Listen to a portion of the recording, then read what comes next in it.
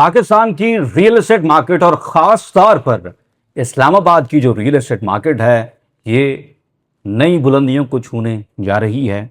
बहुत से लोग रियल एस्टेट से बहुत सारा पैसा बनाने जा रहे हैं, लेकिन कहां पर और किस तरह ये समझना बहुत ज़्यादा ज़रूरी है, वगरना अब की बार भी लोग पैसा बनाने की बजाय पैसा ज़ाया करके जाएंगे।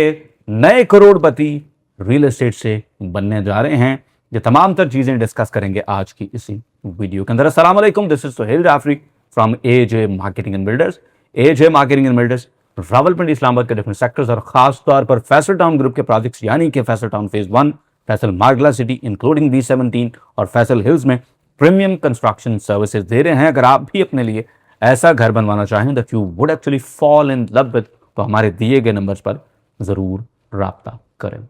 जनाब, कुछ फंडामेंटल्स, कुछ खबरें, इन तमाम तर चीज़ों को अगर आप एक इक्वेशन के अंदर डालें तो उस इक्वेशन का रिजल्ट इस वक्त यकीनन यही निकल रहा है कि पाकिस्तान की रियल एस्टेट नई बुलंदियों को छूने जा रही है। बहुत से लोग पाकिस्तान की रियल एस्टेट में नए करोड़पति बनेंगे और जो ऑलरेडी करोड़पति हैं उनके अरबपति बनने के चांसेस हैं, अगर आप कुछ चीज़ों को बगौर देखें। और में एक बहुत बड़ी खबर जो है वो आ चुकी है। देखें, डिसीजन आपने डेटा की बुनियाद के ऊपर करना होता है, तो आज हम डेटा देखेंगे कि डेटा क्या कहता है, उसको फिर फंडामेंटल्स के साथ जोड़ेंगे और फिर इवेंचुअली आपके सामने पूरी पिक्चर दिखाई देगी। जनाब, पाकिस्तान के अंदर इस वक्त जो ब्रॉड मनी सप्लाई, जिसे हम M2 भी कहते हैं, उसके अंदर 9.5% का एक बहुत बड़ा इजाफा हो चुका है। इससे पहले ये 40.5 खरब रुपए के ऊपर थी, जो कि अब 44.3 खरब रुपए के ऊपर जा चुका है, जिसका मतलब ये है कि 4 खरब रुपए का बहुत बड़ा इजाफा हो चुका है, जिसके दो पार्ट्स हैं जिनके ऊपर बड़ा गौर करना होगा अगर आप बात को सही से समझना चाह रहे हैं। एक तो जनाब 8% बैंक डिपॉजिट्स के अंदर इंक्रीज हुआ है और दूसरी तरफ 13% करेंसी सर्कुलेशन के अंदर पाकिस्तान के अंदर जंप आया है, जिसका मतलब यह है कि करेंसी जो सर्कुलेशन के अंदर थी वो 12 खरब रुपए इस वक्त सर्कुलेट कर रही है। ये एक बहुत बड़ा हिस्टोरिकल जंप है और जब आप इन तमाम तर फैक्ट्स एंड फिगर्स को प्रॉपरली देखें, सही लेंस से देखें, तो फिर आपको साफ समझ आएगा कि इस वक्त पाकिस्तान की रियल एस्टेट जो है वो एक बहुत बड़े बूम के लिए तैयार है और बहुत सारी अच्छी जगहों पर ऑलरेडी ये बूम आपको दिखाई दे भी रहा है। दो तीन चीज़ें इस डेटा से अगर हम कशीद करें तो वो हमारे सामने आती हैं। सबसे पहली चीज़ तो ये है कि 8% इंक्रीज जो हुआ है बैंक डिपॉजिट्स के अंदर, अगरचे के पाकिस्तान के अंदर जो पॉलिसी रेट था वो 22% से इस वक्त 11.5% के ऊपर आन पहुंचा है, उसके बावजूद अगर डिपॉजिट्स के अंदर आपको 8% इंक्रीज दिखाई दिया है एक साल के अंदर, तो इसका मतलब यह है कि ये रेमिटेंसेस की वजह से है। पाकिस्तान के अंदर पिछले एक फाइनेंशियल ईयर में रिकॉर्ड रेमिटेंसेस रिसीव हुई हैं, मोर देन $40 बिलियन। और जब से पाकिस्तान बना है 78 साल में हमें एक साल में इतनी रेमिटेंस कभी भी रिसीव नहीं हुई जितनी रेमिटेंस हमें पिछले एक साल के अंदर रिसीव हुई है। It crossed more than $40 billion. तो ये बड़ा एक सिग्निफिकेंट किस्म का फिगर है जो कि आपने समझना है। कि आपको पता है कि जी पाकिस्तान में मोस्टली लोग जो बाहर से पैसा भेज रहे होते हैं, ऑफ कोर्स अपने लोगों का नानो नफका के अलावा इसका एक बड़ा पोर्शन जो है वो रियल एस्टेट इन्वेस्टमेंट्स की तरफ जाता है। और हम लोग चूंकि मार्केट के अंदर बैठे हुए हैं तो हम पिछले एक साल से बड़ा क्लियरली इसको ऑब्जर्व कर रहे हैं कि ये पैसा आ रहा है और रियल एस्टेट के अंदर जा रहा है। अब आप अगर इस पे ये कहेंगे यार हमारा वो प्रोजेक्ट जिसकी हमने फाइल्स ली हुई हैं, जो शहर से 50 किलोमीटर दूर है, जो अगले 20 साल तक भी उसको ना डिलीवर कर सकते हैं और ना अगले 30 साल तक वहां पर किसी ने जाके रहना है, वहां पर तो यार रेट नहीं इंक्रीज हुए, तो नहीं रियल एस्टेट के अंदर कोई बेहतरी नहीं आई, बस छोड़ें। हालांकि हकीकत इससे मुतरादिफ है। जो फाइलें, जो पर्चे, जो पेपर आपने रखे हुए हैं वो रियल एस्टेट है ही नहीं। असल वाली रियल एस्टेट पिछले डेढ़ एक साल से अल्हम्दुलिल्लाह प्रॉपर बूम के अंदर दिखाई दे रही है। चौधरी अब्दुल मजीद साहब ने 2025 के बारे में कहा था कि इंशाल्लाह ये रियल एस्टेट का साल होगा, और अल्हम्दुलिल्लाह हमने ऑब्जर्व किया कि वाकई में 2025 के जनवरी से ऑनवर्ड देखें तो 2025 रियल एस्टेट का साल रहा। 2026 ऑलरेडी माशाल्लाह रियल एस्टेट का साल है, और हुकूमती लेवल पे ऑलरेडी ये कहा जाता है कि 2027 से जो रियल एस्टेट है ये तो इंशाल्लाह बहुत बड़े हिस्टोरिक बूम की तरफ इंशाल्लाह जाने वाली है। तो जनाब, अगर आप 2025 को देखें तो वो प्रोजेक्ट जो कि प्रैक्टिकल लोकेशंस के ऊपर थे, अच्छी जगहों पे थे, उनके रेट ऑलरेडी माशाल्लाह बढ़ रहे हैं। रेट बढ़ रहे हैं, पैसा आ रहा है। आप अगर किसी गलत जगह पे फंस के बैठे हुए थे तो ये आपका कसूर है या उनका कसूर है जिन्होंने आपके वहां पे पैसे लगवाए। रियल एस्टेट मार्केट का कोई कसूर नहीं है, पाकिस्तान की इकोनॉमी का कोई कसूर नहीं है। पाकिस्तान सुपर पावर भी बन जाए, फिर भी जिन सोसाइटियों में शहर से 50-50, 70-70 किलोमीटर दूर आपने फाइलें ली हुई हैं, जिन लोगों ने इससे पहले ना कभी कोई प्रोजेक्ट डिलीवर किया, ना कभी कोई प्रोजेक्ट आबाद किया, वहां पर कोई बूम नहीं आना, वहां पर आपके अपने लगाए हुए पैसे भी नहीं निकलने।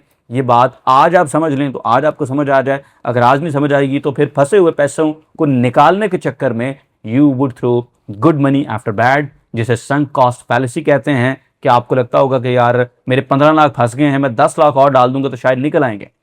नहीं निकलने।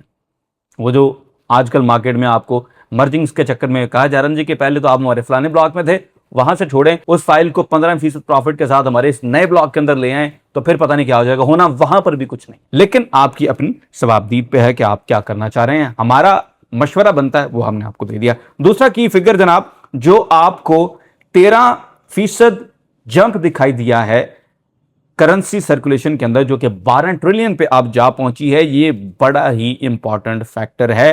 क्योंकि पाकिस्तान के अंदर कैश हैवी जितनी भी इन्वेस्टमेंट होती है वो इवेंचुअली रियल एस्टेट की तरफ जाती है। उसका बड़ा पोर्शन, ये जो 12 खरब रुपया मार्केट में घूम रहा है, वो रियल एस्टेट की तरफ जा रहा है और इंशाल्लाह जाएगा और जाता रहना है। मैं अक्सर कहता हूं कि पाकिस्तान में इतना पैसा आता है वो ज्यादातर रियल एस्टेट की तरफ जाता है। आपको याद होगा कि जब पॉलिसी रेट 22% पे था तो मैं उस वक्त कहता था कि ये पॉलिसी रेट जैसे ही गिरेगा लोग बैंकों से पैसा निकालेंगे तो ये ज्यादातर पैसा, मैक्सिमम पैसा रियल एस्टेट की तरफ ही जाएगा, क्योंकि पाकिस्तान में रियल एस्टेट में ही जाता है। तो समटाइम्स उस पर कुछ भोले बादशाह होते हैं, सादे लोग होते हैं, वो गुस्सा करते हैं कि यार ये इंडस्ट्री की तरफ क्यों नहीं जाएगा ये वो। तो इस बात का मैं पहले ही कई दफा ऑपरेशन कर चुका हूं कि भाई पाकिस्तान के अंदर इंडस्ट्री जिस रेट के ऊपर आप एनर्जी लेते हैं उस रेट के ऊपर इंडस्ट्री फ्लरिश कर ही नहीं सकती। तो ये एक दीवाने का ख्वाब है।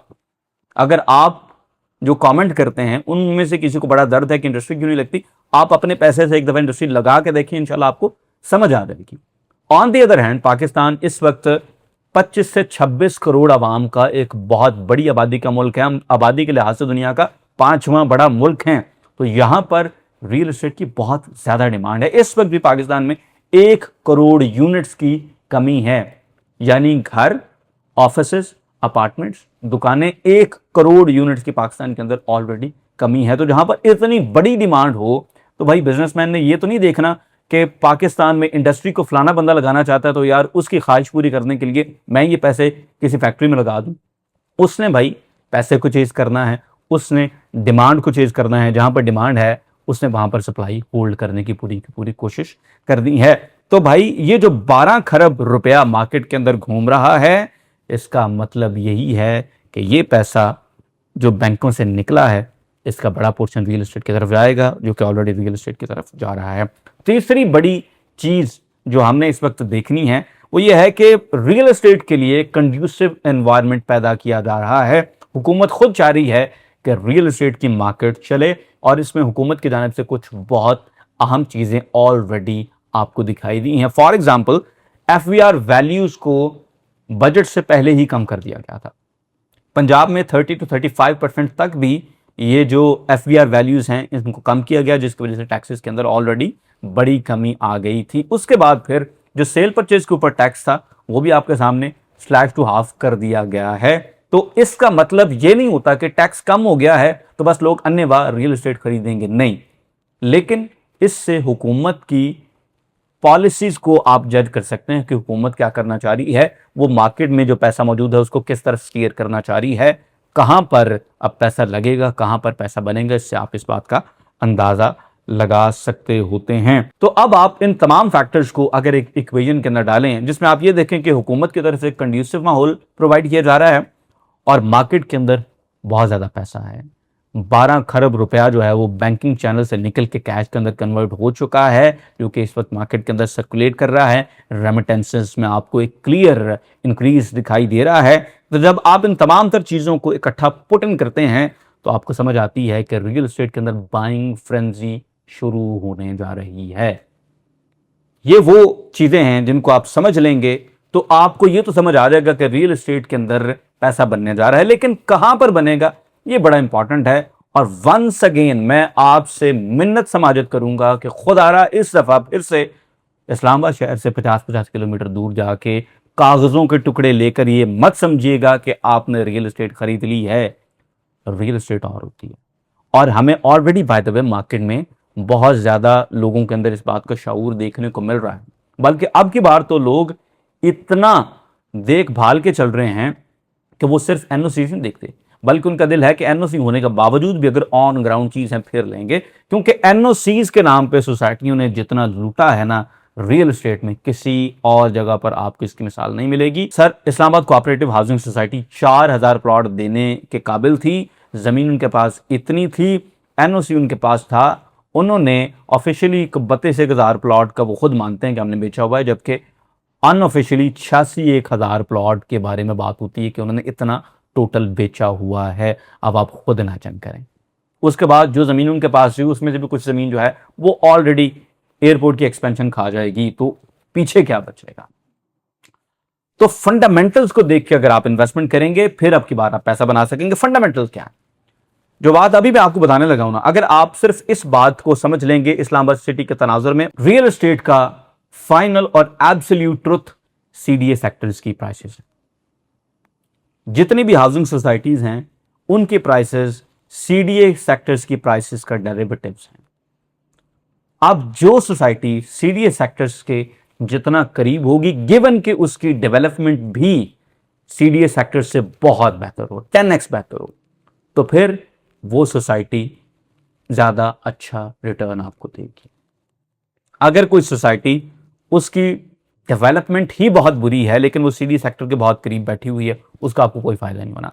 लोग जब उन सोसाइटीज का नाम लेते हैं जिनकी डेवलपमेंट इवन सीडीए से बुरी है और समझते हैं कि यार उनको बड़ा प्रॉफिट हो जाएगा, बंदा सर पटकता है। बाल में नोच जरूर दूं लेकिन जो पहले लगवाए हैं मेरे वही ना निकल जाए।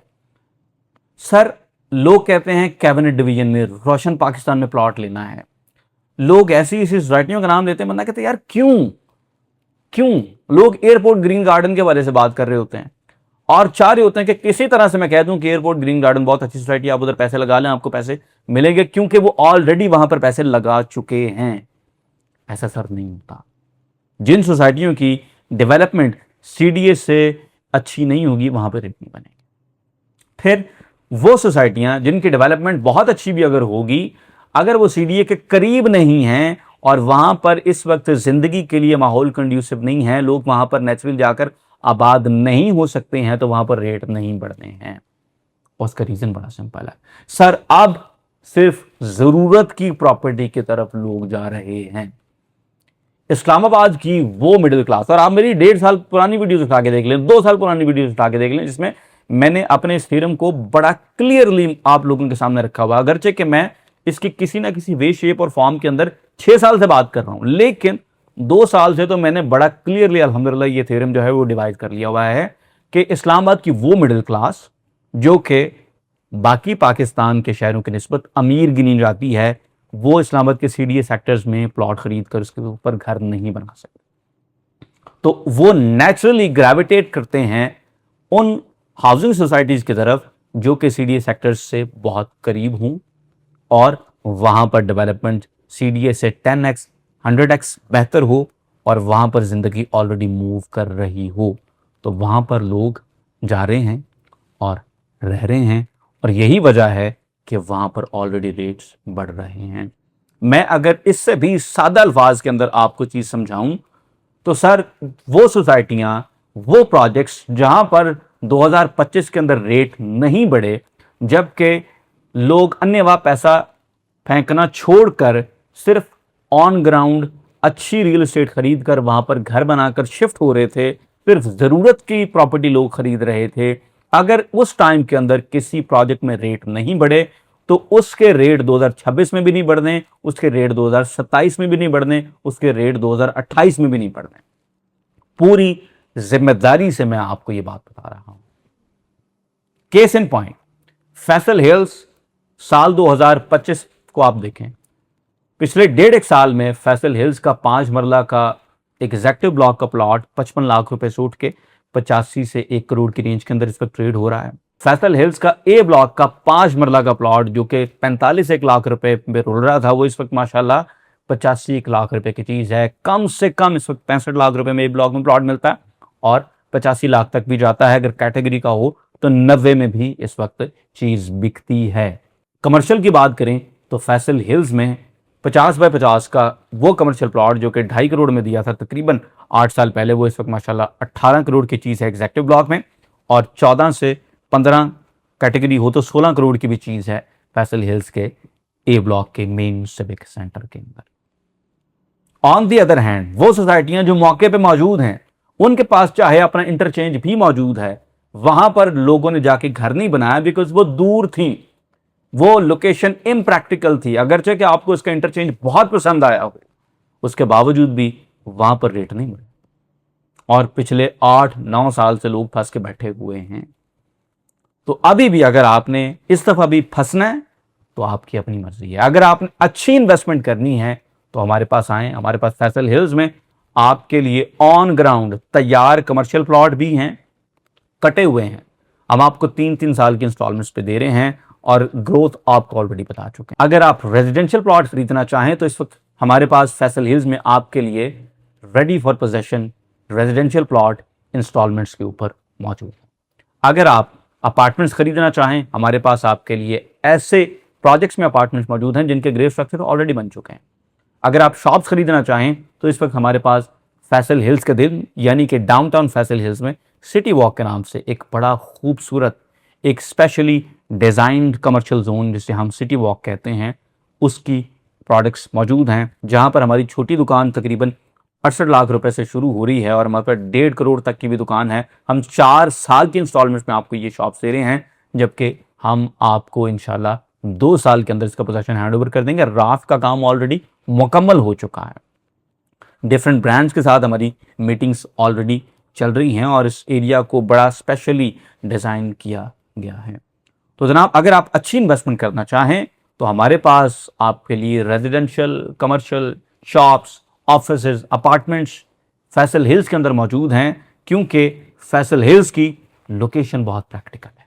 और फैसल हिल्स के अंदर पिछले 1.5 साल में ये जो प्राइसेस मूव की हैं, ये सिर्फ और सिर्फ कंस्ट्रक्शन की बेसिस के ऊपर, ऑर्गेनिकली जेन्युइन डिमांड की बेसिस के ऊपर ये रेट्स ऊपर गए हैं, क्योंकि फैसल हिल्स प्रैक्टिकल लोकेशन के ऊपर है। चंद दिन पहले हमारे एक भाई जिनका काम, जॉब G9 के अंदर है, उन्होंने फैसल हिल्स के अंदर प्लॉट लिया है घर बनाने के लिए। ए ब्लॉक के अंदर 78 लाख रुपए में उन्होंने 5 मरला का प्लॉट खरीदा घर बनाने के लिए। क्यों? क्योंकि फैसल हिल्स प्रैक्टिकल लोकेशन के ऊपर है, वो रोज यहां से उठकर जा सकते हैं G9 काम करने। फैसल हिल्स CDA के दिल यानी F10 F11 से सिर्फ 20 किलोमीटर की दूरी के ऊपर है, सिर्फ 20 किलोमीटर। अब आप F10 F11 में खड़े हों और रेडियस घुमाएं, क्या 20 किलोमीटर में फैसल हिल्स के लेवल की कोई और सोसाइटी मौजूद है? आप सरीना की तरफ निकलें F10 F11 से तो 21 किलोमीटर में तो सरीना आता होगा, तो सोसाइटियां तो वहां से आधा घंटा आगे हैं। दूसरी तरफ अगर आप निकलें एक्सप्रेस वे के ऊपर तो 20 किलोमीटर पे जाके तो PWD आता है। बाकी अच्छी वाली सोसाइटियां तो उससे भी 15-15 मिनट, 20-20 मिनट आगे मौजूद है ना। तो ये सिचुएशन आपके सामने है। फिर अगर आप हमारे मोटरवे वाले जोन की तरफ जाएं तो 20 किलोमीटर पे तो मुश्किल से हमारा ठलियां इंटरचेंज और फैसल टाउन फेज 2 आता है। बाकी सोसाइटियां तो जहां हमारा फैसल टाउन फेज 2 उससे कुछ 14-14 किलोमीटर दूर से स्टार्ट होती है। और जैसा कि आप जानते हैं कि GT रोड जो है ये already 4 lane on each side approve हो चुका है। तो जिस दिन ये बनना है उस दिन आपको यहां से फैसल हिल्स से F10 का फासला मुश्किल से 15 मिनट के अंदर लगेगा। और अब आपको पता है कि जीटी रोड बड़ी जल्दी एक्सपैंड हो भी जाना है, क्योंकि जनाब सीडीए ने फैसल हिल्स के बिल्कुल सामने, यानी फैसल हिल्स से आप निकलें, जीटी रोड क्रॉस करें तो उसके बिल्कुल सामने जो सीडीए की जमीन थी उसको नया रिहायशी जोन 1A बना दिया है और सीडीए वहां पर अपने नए सेक्टर्स निकालेगा। जिसका मतलब ये है कि सीडीए वहां पर कनाल का प्लॉट कम से कम 8 से 10 करोड़ में निकालेगा, क्योंकि C14 में सीडीए ने 6 करोड़ में कनाल का प्लॉट दिया था, जो आज 8 करोड़ के ऊपर ट्रेड होता है। तो सर अगर इन्वेस्टमेंट करना चाहें तो फैसल हिल्स जैसी अपॉर्चुनिटी आपको कहीं और नहीं मिलेगी। आप आए हमारे साथ, एक दफा विजिट करें, देखें पूरी सोसाइटी, और फिर आप देखेंगे कि फैसल हिल्स कितनी बड़ी हकीकत है। अपना बहुत सारा ख्याल रखें। अल्लाह हाफ़िज़।